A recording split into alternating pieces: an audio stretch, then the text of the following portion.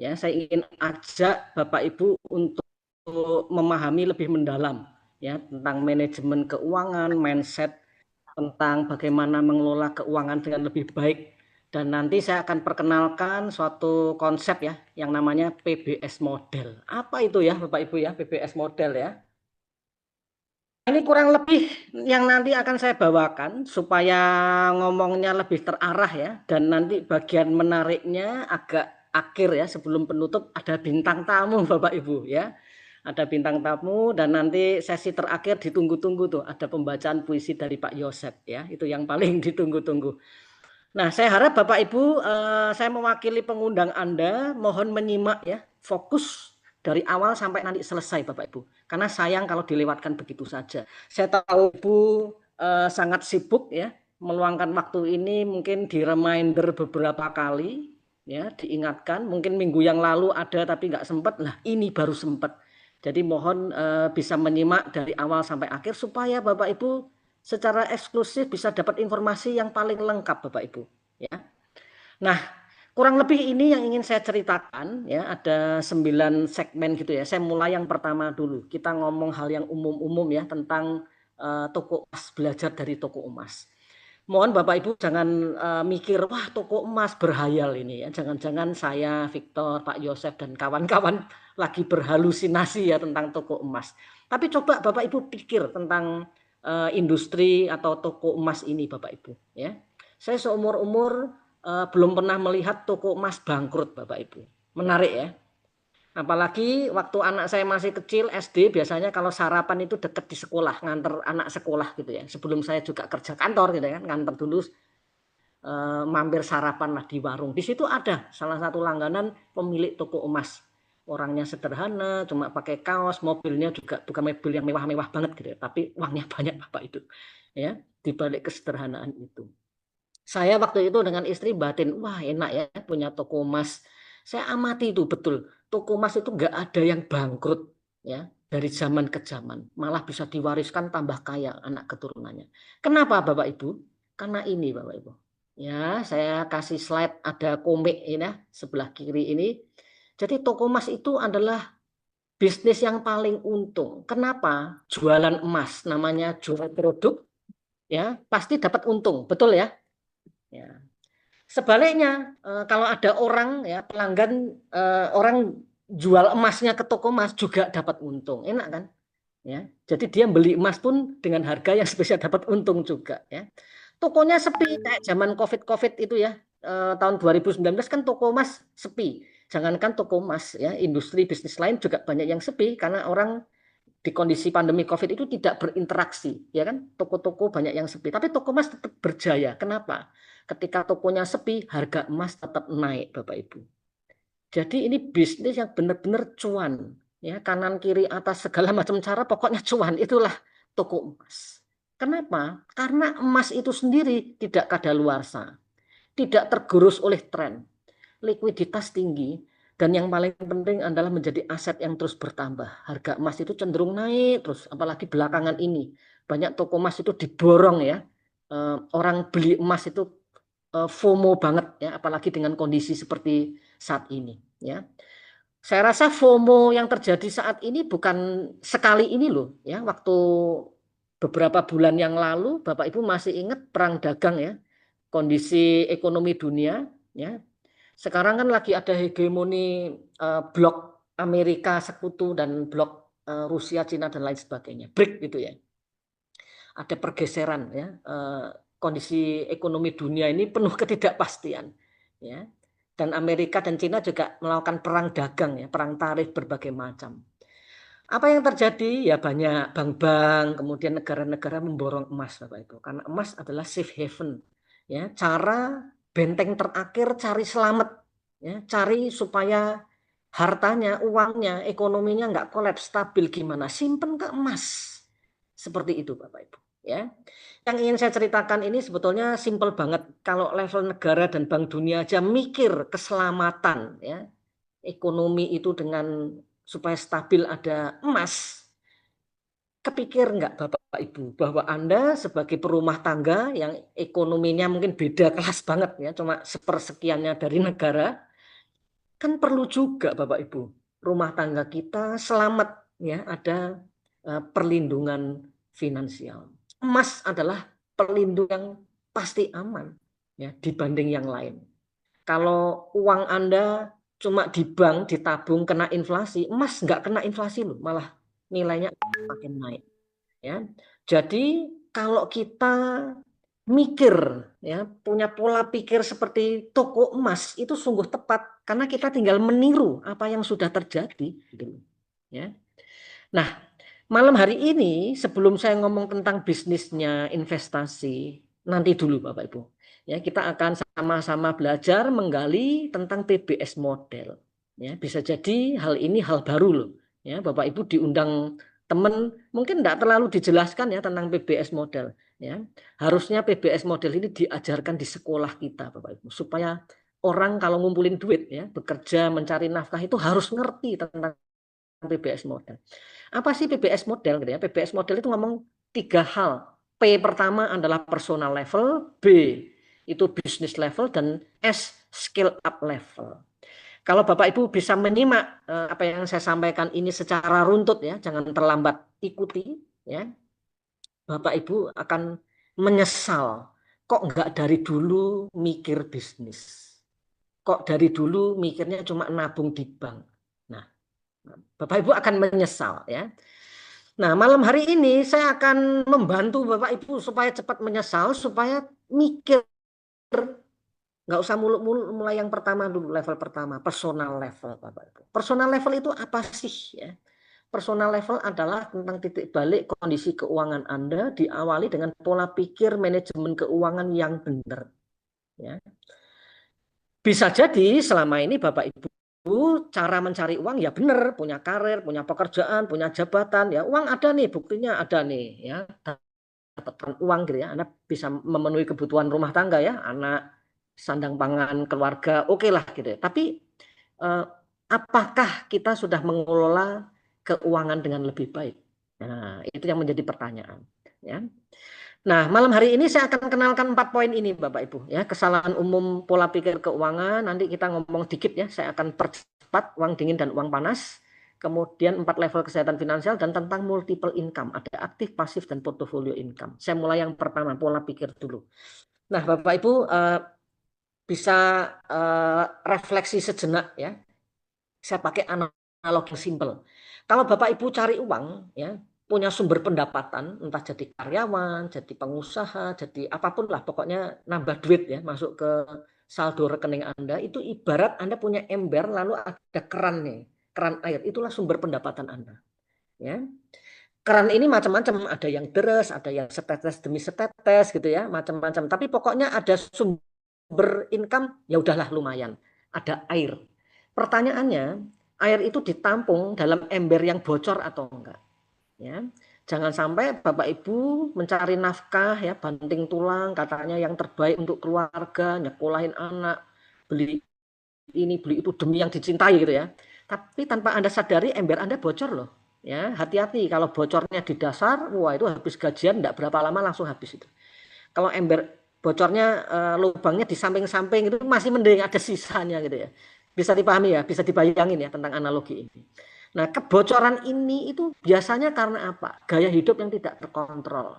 Ya, pengeluaran yang terus keluar ya, impulsif, konsumtif, beli ini, beli itu, tertarik ini ya, HP-nya ganti-ganti gitu ya. Atau ganti apa? Shopping segala macam, ya nggak salah sih kalau Bapak Ibu belanja sesuatu. Gunanya uang ya memang untuk kebutuhan hidup, untuk belanja. Tapi hati-hati kalau terjebak dengan utang yang sifatnya konsumtif. Apalagi judi online, pinjaman online ya. Anda tidak punya dana darurat, menunda investasi, bahkan bisnis aja mungkin nggak kepikir. Lebih kepikir belanja, belanja, dan belanja. Nah, Anda harus cek itu keinginan atau kebutuhan. Ya. Kalau Bapak Ibu terjebak dengan utang konsumtif itu pada umumnya terjebak pada keinginan. Pingin aja, belum tentu butuh. Nah, Bapak Ibu untuk tahap awal personal level harus kontrol itu Bapak Ibu. Ya. Jadi penting sekali Bapak Ibu itu harus Anda jaga. Jadi kalau ibaratkan ya, ini saya kembali ke ember bocor, ya Anda harus tambal tuh. Mau enggak mau, bahaya. Ya, kalau bocornya gede, sudah retak, berebes, lubangnya banyak, wah, mau enggak mau Anda harus kontrol, harus tambal. Ya. Cara yang lain selain menambah supaya uang kita banyak, air yang ngumpul banyak, ya selain ditempel, sumber pemasukannya, multiple income. Saya sering kasih advice ya untuk teman-teman yang uh, harus berpikir tentang bisnis. Jangan cuma single income. Ya, kalau Anda sudah tahu dengan single income fasilitas hidupnya ngepres gitu ya. Hanya hanya standar, apalagi di bawah standar, ya Anda harus semangat multiple income. Ya, kalau perlu suami istri bekerja nggak apa-apa asalkan halal. Kita nggak korupsi, nggak nyuri kok. Kenapa malu? Kenapa gengsi? Ya. Jadi harus berpikir tentang multiple income. Karena apa? Ya, ini nasib keluarga kita loh. Ya, manajemen keuangan itu tanggung jawab kita loh Bapak Ibu. Anak kita tanggung jawab siapa? Tanggung jawab kakek neneknya? Enggak. Tanggung jawab tetangganya? Enggak. Tanggung jawab kita orang tua. Jadi mau nggak mau Bapak Ibu benar harus serius ini. Ya, apalagi sudah nikah gitu ya, wah harus serius. Ya, mau nggak mau. Jangankan nikah, lulus kuliah aja harus mulai berpikir kemandirian finansial. Analogi ini bisa dipahami Bapak Ibu ya. Ya, gampang, ember bocornya tambal, tambah pemasukan gitu ya. Pertanyaannya, kalau uangnya ngumpul banyak, sebetulnya definisi mapan itu apa Bapak Ibu? Fondasi finansial yang baik itu apa? Ya, tergantung gaya hidup Anda mau seperti apa. Ya, kalau saya sering kasih ilustrasi, kita jangan ngomong income-nya berapa duit dulu, tapi kita ngomong rumus mapan. Ya, rumusnya gimana? Ya, untuk memahami rumus ini, Bapak Ibu harus tahu atau bisa membedakan uang dingin dan uang panas. Ya, kalau Bapak Ibu konsumtif, ya uangnya habis apa? Gajian kayak numpang lewat gitu loh. Cuma transferan lewat aja, habis itu saldonya nol gitu ya. Wah, itu bahaya. Itu artinya Anda uang panas terus, hanya jangka pendek, jangka pendek, jangka pendek. Ya, pokoknya mindsetnya jangka pendek, uang panas, nggak enak. Panas itu sumuk, Bapak. Ya, uangnya nggak pernah ngumpul, nggak mau menabung, maunya keinginan, kebutuhan, nggak bisa membedakan itu, Bapak. Ya, mindsetnya untuk tahap awal ya kebutuhan dulu, keinginan nanti harus ditunda, menunda kesenangan dulu. Ya, yang penting-penting, yang urgent, yang prioritas dulu. Kita harus punya kedewasaan dalam mengelola uang. Ya, kedewasaan itu adalah prioritas. Ya, kalau Anda bisa prioritas, bisa putuskan, bisa mengatur uang. Demi apa? Ya kita cuma bagi sebetulnya mana uang panas, mana uang dingin. Uang dinginnya harus ngumpul. Ciri-ciri itu apa? Mulai jangka menengah dan panjang. Ya, kalau jangka pendek tadi uang panas. Kalau mulai jangka ya setengah menengah, mendekati menengah gitu ya. Semakin menengah, semakin panjang, ya, bagus. Artinya uang dinginnya semakin ngumpul tuh banyak. Ya, uang dingin ini nantilah untuk tabungan, dana darurat, investasi, pendidikan anak. Ya, teman-teman yang Muslim naik haji, umroh itu uang dingin. Ya, karena itu kalau di Muslim itu kan eh, naik haji, umroh tidak wajib. Ya, bagi yang mampu wajib. Ya. Yang mampu itu apa? Yang punya uang dingin. Itu definisi mampu. Artinya finansialnya bagus ngelolanya. Ya. Saya senang sekali, saya punya teman muslim yang punya ajaran bagus ya. Bekerja adalah ibadah. Saya baru paham. Kok bisa ya bekerja ibadah? Karena dalam bekerja itu kalau dia bisa mengatur keuangan dengan baik, dengan bijak, itu bagian dari ibadah. Karena dia bisa ngontrol keinginannya, ibadah itu. Gitu ya, uang dingin banyak. Nah, Anda tinggal hitung tuh ya, kira-kira uang dinginnya berapa persen, uang panasnya berapa. Kalau uang dingin Anda di bawah 50%, apalagi uang panasnya 80%, 90%, waduh itu Anda kritis, merah, alarm itu. Sudah kena alert terus gitu. Merah, merah, merah, merah. Anda harus perbaiki. Ya, kalau Anda ngeyel ya susah, ya hidupnya akan semakin susah, ya. Kalau suami istri harus tahu nih, kita kritis nih, kita harus benar jaga, kita kontrol ya demi keluarga, anak kita, masa depan yang lebih baik. Ketika dikontrol ya nanti lama-lama uang dingin nambah ya. Kalau uang dingin uang panas proporsinya 50-50 ya, 50% lumayan rentan. Mulai bisa menabung, bisa traktir orang, punya anak sekolah misalkan, bisa ngulang tahun nih anak. Happy banget, saya pernah ngalami waktu anak saya TK itu, happy banget bisa bisa mengulang tahunkan anak Bapak Ibu ya. Ya tapi jangan sombong, itu masih rentan 50-50. Belum bagus secara manajemen. Kalau mau bagus, sabar. Ya. Sedikit bersenang-senang dengan keluarga boleh, tetapi jangan kebablasan. Uang dingin harus sampai 70%, itu sehat. Bagus. Ya. Kalau bisa 90% sangat sehat Bapak Ibu, itu bagus banget. Ya, jadi sangat disarankan kalau mau upgrade gaya hidup, ya, fasilitas hidup, ya, rumahnya diperbaiki, punya mobil, punya apa, boleh. Ya, Anda ingin menyekolahkan anak di sekolah yang favorit, boleh. Ya, karena uang itu harus dinikmati, tapi harus ada hitungannya. Ya, Anda ingin menikmati hidup, ya, ingin upgrade kenyamanan hidup, ya, boleh asalkan sudah hijau. Ya, prinsip sederhananya begitu. Nah, bagaimana supaya uang dingin banyak? Ada solusinya, Bapak Ibu. Bukan cuma menabung simpen di bank, ya itu akan kena inflasi. Nanti di segmen terakhir saya akan cerita ya tentang inflasi supaya Bapak Ibu paham tentang kenapa kita harus mikir ya punya uang yang bertumbuh, bukan uang yang mandek apalagi nilainya berkurang seperti di tabungan bank yang kena inflasi semakin berkurang. Cara termudah adalah emas, Bapak Ibu. Ya, emas adalah model investasi paling gampang. Ya, motivasi awal nggak usah muluk-muluk, menabung emas dulu. Ya, lama-lama nanti akan seneng tentang berinvestasi. Ya. Kita belajar dari toko emas, Bapak Ibu. Jadi kalau di personal level menambah embel bocor, ya, mulai mikir menambah income. Artinya kalau Anda mulai mikir menambah income, berarti Anda sudah bukan sekedar personal level, ya, tapi Anda mulai mikir apa? Business level. Jadi bisnis level itu menambah keran pemasukan ini. Sambil tetap ditambah loh Bapak Ibu, ya. Jangan kerannya ditambah banyak, bolongnya tambah lebar. Ya itu gaya hidup. Ya, banyak orang terutama anak-anak muda yang tidak bisa mengontrol keuangan, semakin jabatan naik, gaji banyak, beli ini beli itu, branded-brandedan, ya nggak ngumpul uangnya. Artinya tidak bisa mengelola uang. Ya. Segmen berikut ini kita ngomong tentang bisnis level, Bapak Ibu. Bisnis level itu caranya gimana? Ya Anda harus mikir tentang income. Income ternyata nggak cuma sekedar nambah duit, ya. Harus pola pikirnya gini. Kalau saya dipaksa harus bekerja aktif, itu namanya aktif income. Aktif income. Ya Anda bisa jualan sesuatu, kalau ibu-ibu mungkin bisa jahit, ya jahit misalkan gitu ya.